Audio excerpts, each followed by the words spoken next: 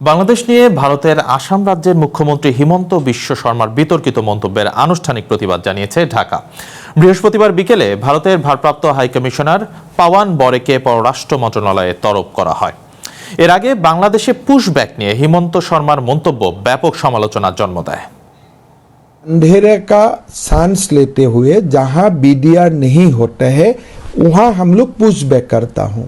দ্বিপাক্ষিক সম্পর্ক নিয়ে আসামের মুখ্যমন্ত্রীর অবমাননাকর মন্তব্যের জেরে প্রতিবাদ জানিয়েছে ঢাকা।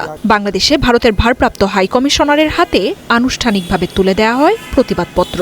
अगर उसको मैं कानून का मुताबिक भेजना चाहूं।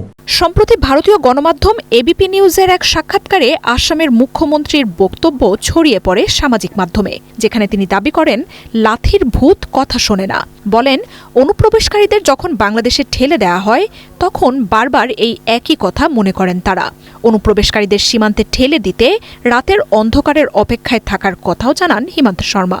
সাক্ষাৎকারের আগের রাতেও ২০ জনকে সীমান্তে পুশব্যাক করা হয়েছে দাবি করে মুখ্যমন্ত্রী বলেন, আসামের এই লড়াই চলমান থাকবে।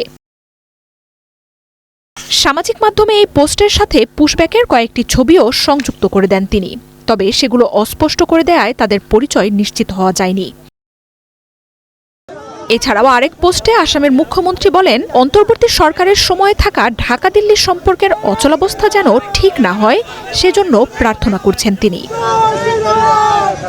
বাংলাদেশের পক্ষ থেকে অবমাননাকর ও বিভ্রান্তিমূলক এসব বক্তব্যের প্রতিবাদ জানানো হয়। পুশব্যাক বা অবৈধ অনুপ্রবেশকারীদের ফেরত পাঠানোর সংক্রান্ত তার দাবিকেও পুরোপুরি প্রত্যাখ্যান করেছে ঢাকা। স্পর্শকাতর দ্বিপক্ষীয় ইস্যুতে এসব বক্তব্য দুই প্রতিবেশী দেশের সম্পর্কের জন্য কোনোভাবেই সহায়ক নয় বলেও সতর্ক করা হয়। পাশাপাশি ভারতের রাজনৈতিক নেতাদের দুই দেশের সম্পর্কে প্রভাব ফেলতে পারে এমন মন্তব্য থেকে বিরত থাকার আহ্বানও জানায় পররাষ্ট্র মন্ত্রণালয়। মার্জিয়া উপমা, ওয়ান ইন্টারন্যাশনাল ডেস্ক।